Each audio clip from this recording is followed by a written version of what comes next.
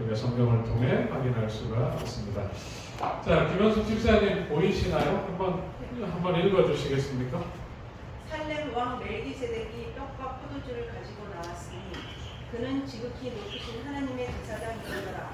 그가 아브라함에게 축복하여 이르되 천지의 주제이시여 지극히 높으신 하나님이여 아브라함에게 복을 주옵소서. 너희 대적을 내 손에 붙이신 지극히 높으신 하나님을 찬송할지로다 하매 아브라함이 그 얻은 것에서 10분의 1을 멜기세덱에게 주었더라. 네, 여기 지극히 높으신 하나님의 제사장 멜기세덱이 나오고 이제 그 가나안의 5 왕을 무찌르고 롯을 구해온 아브라함이 그 취해온 물건의 10분의 1을 멜기세덱에게 주는 장면이 나옵니다.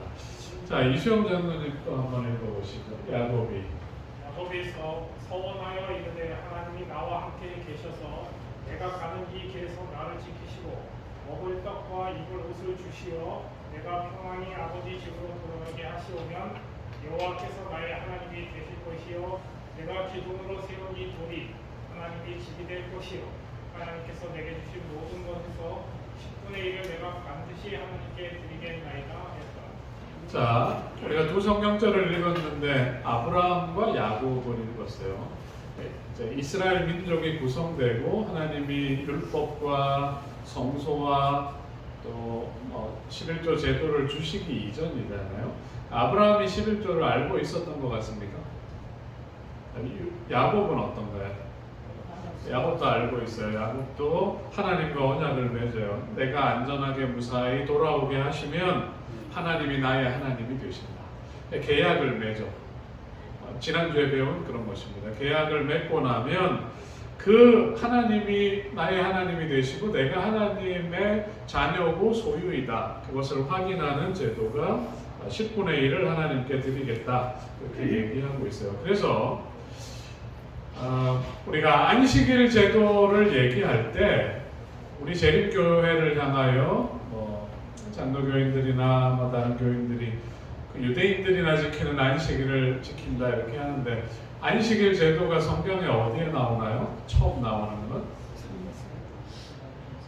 창조 후에 하나님이 7째 날을 복주고 거룩하게 하셨다. 유대인에게 주신 율법이나 유대인을 위한 어떤 제도가 아니라 인류의 창조와 함께 시작된 거다 이렇게 우리가 확인하는 것처럼 이 11조 제도의 기원도 모세 이후나 혹은 이스라엘 역사에서 확인하는 제도가 아니라 지난주에 점심 먹을 때 장로님이랑 에덴에 대해서 얘기도 나눴지만 하나님과 언약 관계가 맺어진 모든 사람들은 그 언약의 증표로 또 내가 하나님의 소유이고 내가 가진 모든 것이 하나님께서 주신 축복이라는 증표로 11조를 드리는 것을 볼 수 있습니다. 자, 그래서 예수님의 십자가 이후에 특별히 이제 현대 사회에서 이제 서구 나라들이 기독교 나라들이지만 이제 발전하고 세금 제도가 생겼고 오늘날 살아가는 많은 사람들도 교회가 욕심이 많아서 11금을 내라고 한다. 나는 11금은 안 낼 거야. 그렇게 얘기하는 일요일 교인들이나 사회 사람들이 많아요. 본 것처럼 예수님의 십자가를 통해서 의문과 그러니까 절기와 속죄에 대한 그런 모든 게 예수님의 십자가를 통해 다 이루어졌고 그것과 관련된 율법은 더 이상 필요가 없어졌어요. 우리가 본 것처럼 이 11조 제도는 그것과 관련이 있나요? 없나요? 없어요. 창조 때부터 하나님이 우리를 지으시고 하나님과 언약 관계를 맺은 개인이 하나님께 드리는 거라는 걸 볼 수가 있습니다. 자, 황성원 성도님 보이시나요? 한번 읽어보시겠습니까? 만군의 여호와가 이르노라 너희 조상들의 날로부터 너희가 나의 규례를 따라 지키지 아니하였도다. 그런즉 내게로 돌아와 그리하면 나도 너희에게로 돌아가리라 하였더니 너희가 이르기를 우리가 어떻게 하여야 돌아가리이까 하니까 사람이 어찌 하나님의 것을 도둑질 하겠느냐. 그러나 너희는 나의 것을 도둑질하고 말하기를 우리가 어떻게 주의 것을 자, 김학의 장로님 이어서 읽어주시죠. 이는 곧 11조와 경원문이다. 너희 곧 온 나라가 나의 것이 도둑질하였으므로 너희가 저주를 받았느니라. 만군의 여호와가 이르노라. 너희가 온전한 11조를 창고에 들여 나의 집에 양식이 있게 하고 그것들로 나를 시험하여 내가 하늘 문을 열고 너에게 복을 쌓을 곳을 없도록 두지 아니하나보다. 자, 말라기는 구약 성경의 몇 번째 책인가요? 39번째 마지막 책이고, 이 사람들이 이제 나라도 망하고 포로로 잡혀서 돌아왔을 때, 또 돌아와가지고 성전을 회복하고 예루살렘 성벽을 다시 지었지만 그들이 다시 하나님을 떠나고 괴로움을 당하던 시절에 말라기 선지자가 이제 얘기한 내용이에요. 그래서 하나님께서 너희에게 이런 일이 있은 이유는 너희가 나를 떠났기 때문이다. 그러면 우리가 언제 하나님을 떠났나요? 너희가 나의 율법을 저버렸기 때문이다. 우리가 언제 율법을 안 지켰나요? 너희가 나의 헌물과 11조를 멸시했기 때문이다. 우리가 언제 안 드렸나요? 이런 내용이 이제 말라기 3장에 나오는 얘기들입니다. 자, 여러분 읽으시면서 좀 인상적인 부분이 있나요? 말라기 3장 7절부터 10절을 읽었는데 좀 뭐 느껴지거나 와닿는 부분이 있으십니까?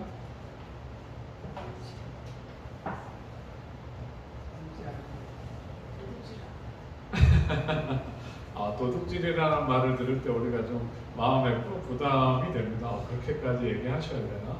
형편이 안 돼가지고 그럴 수도 있죠. 우리가 이렇게 생각할 수도 있는데, 네, 하나님의 것임을 알고도 하나님께 드리지 않은 것에 대하여 이제 그런 표현이 써져 있습니다.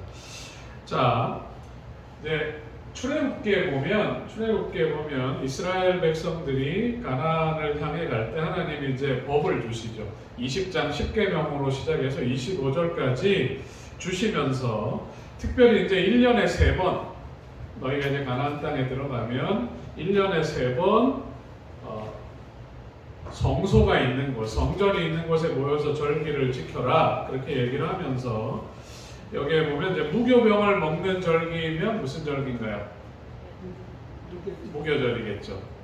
그러니까 무교절에 올 때 6월절과 무교절이 뭉쳐져 있어요.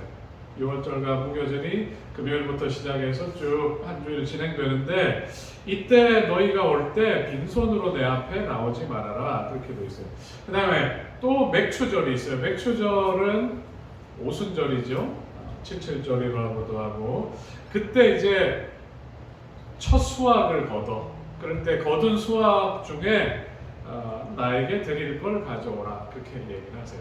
그 다음에 여기 수장절이 나오는데 수장절은 초막절입니다. 이때는 이제 밀을 수확할 때거든요. 올 때 그냥 오지 말고 뭘 가져오라고요?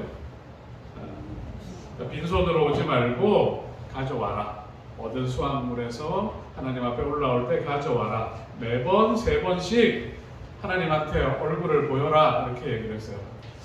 우리랑 요즘 비슷한 것 같아요. 1년에 한 서너 번은 부모님한테 우리 얼굴 보여야 되잖아요. 추석, 설날, 생신 때 우리가 얼굴을 보일 때 빈손으로 가시나요? 뭘 가져가야 돼. 하나님께서도 이제 그렇게 말씀을 하셨습니다. 그러면서 아까 온전한 11조를 어디에 두라고요? 창고에 두라고 이렇게 나와 있어요. 그러니까 이제 광야에서 생활할 때 이제 그 창고가 있었는지 좀 우리가 상상을 해볼 수 있습니다. 그리고 예루살렘에 성전을 짓고 나서 이제 창고가 있었던 것을 우리가 확인해 볼 수는 있을 것 같아요. 제가 여기 성경절을 넣지는 않았는데요. 역대하 31장에 보면 히스기야 때 개혁을 하는 장면이 나오는데 11절, 12절을 제가 읽어볼게요. 그때 히스기야가 명령하여 여호와의 전안에 방들을 준비하라 하므로 그렇게 준비하고 성심으로 그 예물과 11조와 구별한 물건들을 갖다 두고 레위 사람 고나냐가 그 일의 책임자가 되고 그의 아우 시므이는 부책임자가 되었다. 그렇게 되어 있어요. 그러니까 성전 안에 방을 두고 거기에다가 예물, 11조, 성별된 물건들을 두고 이걸 이제 나누는 일에 대한 책임자가 있습니다. 그래서 쭉 지파별로 이제 그 레위인들이 사는 도시들이 있어요. 그 도시별로 물건들을 나눠주는 그런 장면이 나와 있어요. 이 회중은 성결하고 충실히 그 직분을 다하는 자들이며 18절에 나와 있고 제사장들에게도 나눠주되 제사장들의 모든 남자와 족보에 기록된 레위 사람들에게 나누어 주었더라. 그렇게 창고도 있고 백성들이 절기 때마다 와서 그 창고를 가득 채우면 그 창고로 흩어져 있는 레위인들한테 나눠 주었다. 네, 여러분 이해가 되시죠? 그러니까 이스라엘 나라에서는 11조 제도가 그렇게 운영이 되었습니다. 그리고 포로 이후에도 느헤미야 개혁 당시에 느헤미야 12장에 11조와 헌물을 창고에 넣고 레위 사람과 제사장을 사랑하는 마음으로 그들이 나누었다. 그런 기록들을 볼 수가 있어요. 자, 그래서 우리 재림교회가 하고 있는 게 이것입니다. 여러분이 오늘도 11금을 드린 분들이 있을 텐데 월말이 되면 재무가 이걸 어디로 보냅니까? 화폐로 보내요. 그럼 이제 화폐가 한 87% 정도가 급여더라고요. 화폐 직원들이나 목회를 하시는 분들의 급여로 사용되고 나머지 부분들 중에 연합회로 올리면 또 연합회에서도 또 일하시는 분들이 있으니까 사용이 되고 또 대총회로 올라갑니다. 그러니까 우리가 이제 백성들이 성소 주변의 큰 창고에다가 11조와 헌물을 넣어놓으면 전국에 ht어져 있는 레위인들에게 나눠주는 것처럼 그래서 우리 재림교회가 이것이 성경적인 원칙이라고 생각하고 합회와 연합회의 대총회에 헌물을 모아서 목회와 선교에 관련된 사람들 그리고 뭐랄까요 단어가 잘 생각이 안 나지만 어느 선교 지역에 집중적으로 선교를 해야 될 때 그곳에 이제 헌금을 보냅니다. 그래서 그 헌금 규모가 굉장히 크기 때문에 우리나라에 복음이 들어올 때도 저쪽 36 서울병원 일대 땅을 전부 다 사가지고 병원도 짓고 학교도 짓고 시술사도 짓고 그렇게 한 것처럼 선교 지역에 그렇게 자금을 집중적으로 투하하는 그런 모습을 볼 수가 있습니다. 자, 이제 11조를 우리가 하는 목적에 대해서 성경은 뭐라고 얘기하고 있는지 좀 보도록 하겠습니다. 네. 아집사님 컨디션이 괜찮으신가요? 읽으실 수 있겠어요? 자, 그 민수기만 한번 읽어보시죠. 내가 이스라엘 거기. 내가 이스라엘의 11조를 레위 자손에게 기업으로 다 주어서 그들이 하는 일, 곧 희망에서 하는 일을 가만히 이스라엘 자손이 여호와께 어제로 드리는 11조를 레위인에게 기업으로 주었으므로 내가 그들에 대하여 말하기를 이스라엘 자손 중에 기업이 없을 것이라 하였노라. 그렇죠. 이제 구약 성경에 이제 지파들을 위한 이런 제도들이잖아요. 지파들을 위한 제도들인데 이제는 더 이상 레위 지파는 없어요. 우리가 예수님 이후부터는 우리가 사도행전을 공부한 것처럼 이제는 교회가 그 일을 합니다. 교회가 그 일을 하는데 교회 시대에는 이제 누가 11조로 지원을 받게 될까요? 오늘 하필 제가 이런 걸 가르치고 있는데 이제 목회자들이 교인들의 생활 수준의 중간으로 산다 그렇게 얘기를 해요. 11조를 드리면 그걸로 이제 목회자들에게 나눠주기 때문에 그렇게 되고 아까 얘기한 것처럼 이제 교회가 지역적인 경계를 넘어서 세계적으로 강력하게 복음을 전할 때에 이 일이 사용됩니다. 자, 전성국 집사님 한번 읽어볼까요? 범사에 너희에게 모본을 보였으니 곧 이같이 수고하여 약한 사람들을 돕고 또 주 예수의 친히 말씀하신 바 주는 것이 받는 것보다 복이 있다 하심을 기억하여야 할지니이다. 누가 얘기한 것 같아요? 바울이. 이제는 교회 시대에 사도 시대에 교회 시대에 교회와 성도들을 향해서 이야기하는 장면인데 이제 수고하여 약한 사람을 도와주고 예수님이 말씀하신 것처럼 주는 것이 받는 것보다 복이 있다. 예수님이 그렇게 얘기를 하신 걸 바울이 들었거나 사도들에게 이제 전해 들어서 이 얘기를 하고 있을 것입니다. 자, 여러분 주는 것이 받는 것보다 복이 있다. 이게 우리의 11조를 하나님께 드리는 것과 관련이 있어 보이나요? 어떻습니까?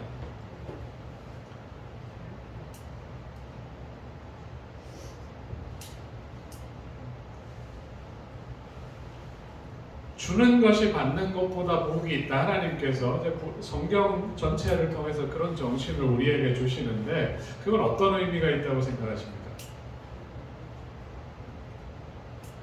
한번 얘기를 해보세요. 줄 때가 좋으세요? 받을 때가 좋으세요? 네?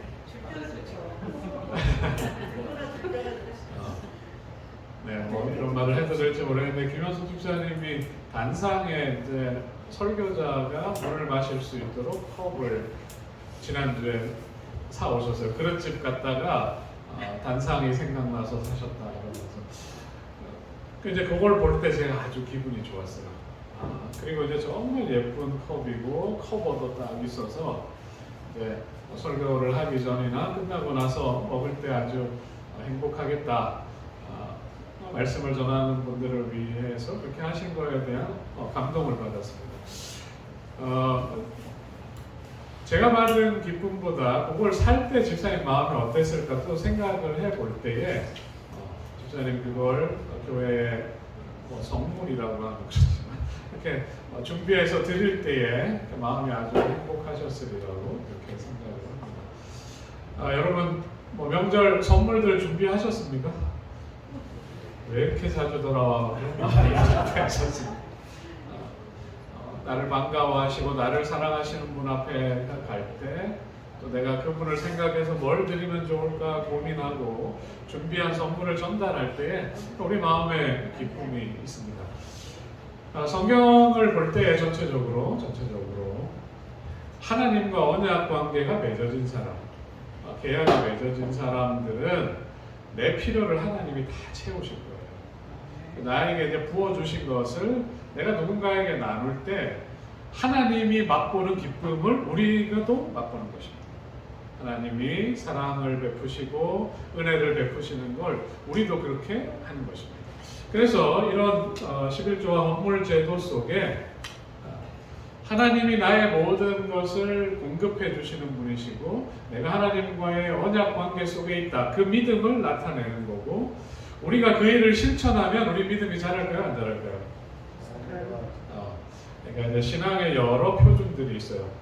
근데 이제 침례를 결심하고 신앙생활을 시작하고 양육을 받으면서 이분이 정확하게 헌금을 정하고 11조를 드리는 사람이 됐다면 염려할 건 없어요.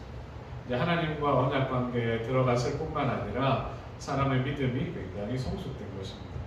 그리고 이제 특별히 이제 감사한 것은 특별히 우리 교단 안에 있으면 알아서 떼가요. 시험 받을 것도 없어. 시험 받을 거 없어. 그냥 알아서 떼가고 그냥 그거 없이 살아도 살 수 있잖아요. 그거 있으면 더 좋을 텐데 여러분 그렇게 생각하십니까? 아니요. 그냥 알아서 떼가지만 여러분 급여 명세서를 받을 때마다 내가 하나님께 헌물을 드렸다. 그런 마음을 여러분들 느끼시고 또 감사하게 되시길 바랍니다. 그래서 생명과 시간의 주인이 하나님이시다. 그걸 우리가 인정하는 게 뭐냐면 안식입니다. 7날 중에 6날은 내 거지만 그날은 여호와의 날. 지난주에 설교했잖아요. 그렇고 재물과 소유의 주인, 내가 가진 재물과 나의 모든 소유의 주인이 하나님이시다. 내가 다 내 거지만 하나님이 나에게 다 주신 거지만 하나님이 주신 거라는 걸 인정하는 마음으로 열의 하나를 드립니다. 그리고 재능과 은사의 주인이 하나님이시라는 것에 대한 인정으로 우리가 교회에서 직분을 받고 다른 사람을 위해 섬기고 봉사합니다. 우리가 그렇게 살아가는 것이 하나님의 자녀로서의 삶입니다. 자, 이제 11시가 돼서 21세기를 살아가는 성도들의 11조 부분은 그만하도록 하겠습니다. 여러분들이 다 공부를 하시고 또 다른 채널을 통해서 많이 들으셨으리라고 그렇게 생각을 합니다. 자, 마지막으로 질문을 하나 해보겠습니다. 11조를 드림으로 받은 축복의 경험이나 11조를 드림으로 내 믿음이 더 건강해진 그런 경험이 있으신 분, 좀 짧게 간증해 보실 분이 계신가요?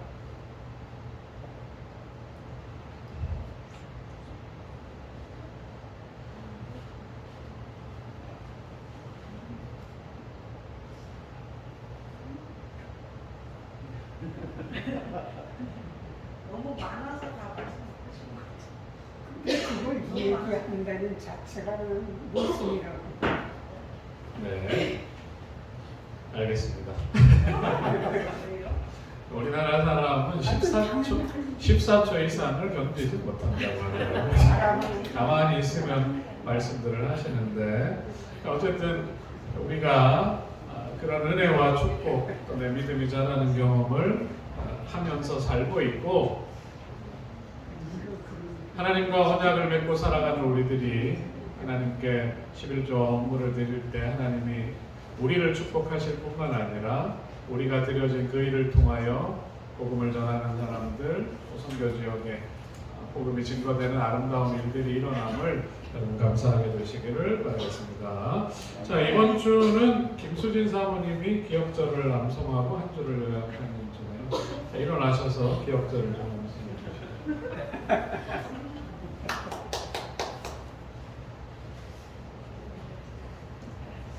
같이 하는 거죠. 아니, 일단 시선은 저쪽으로 올리고 좀 하시고, 만군의 여호와가 만군의 여호와가 이르노라 너희의 온전한 11조를 선포해드려 나의 집에 양식이 있게 하고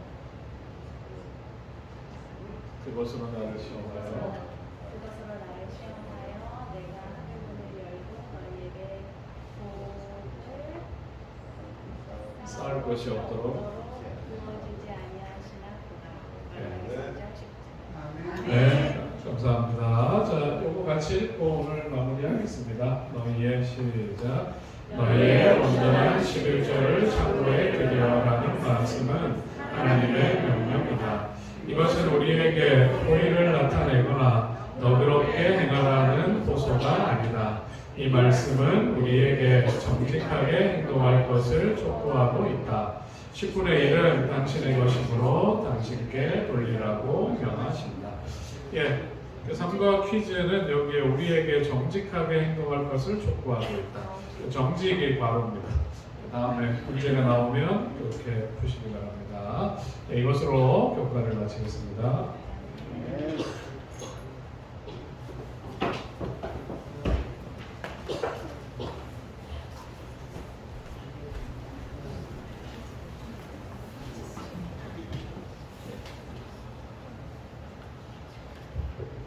잘 배우셨어요? 네. 계속 11조 얘기만 계속 했는데 목사님한테 직접 들으니까 또 새로운 느낌인 것 같아요. 네.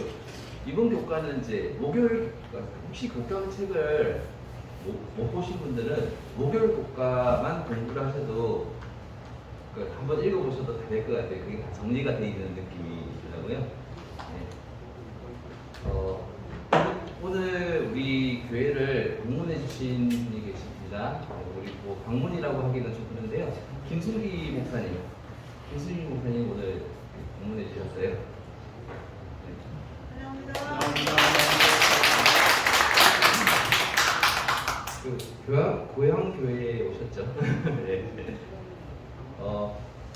하나님의 전에 빈손으로 오시지 않고 예물을 주신 감사한 점을 주신 분들 소개시켜드리겠습니다.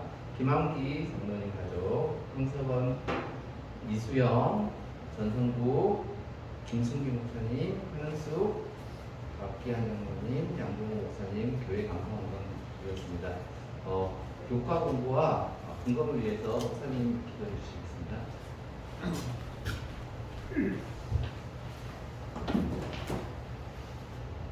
아버지 하나님, 강추위가 몰아치지만 우리의 마음에 새해에 대한 기대와 희망을 주시고 계묘년 새해를 음력 새해를 시작하게 하셔서 감사를 드립니다.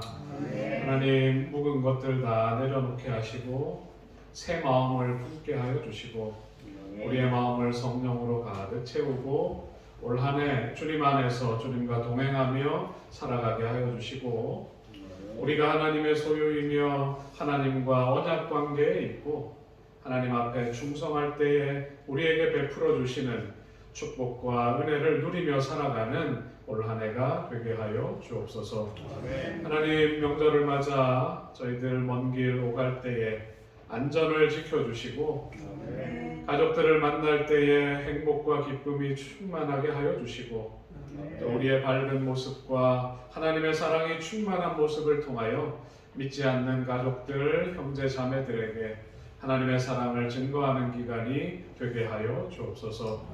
하나님 사랑하는 자녀들 또 가족들 이 교회를 명절을 맞아 찾았습니다. 한 명 한 명 하나님의 사랑으로 안아주시고 그들을 축복하여 주시고 이곳에서 받은 은혜와 축복으로 또 힘있게 믿음 안에서 살아갈 수 있도록 그들의 삶을 인도하여 주옵소서. 하나님 교가를 통해 주신 귀한 교훈들 마음에 새기게 하여 주시고 주님의 자녀로 살아가게 하실 뿐만 아니라 말씀을 기억하여 또 주님 앞에 나올 때에 감사한 마음으로 드린 헌물과 마음을 받으시고 축복하여 주옵소서. 우리를 사랑하시는 예수님의 이름으로 기도하옵나이다. 아멘.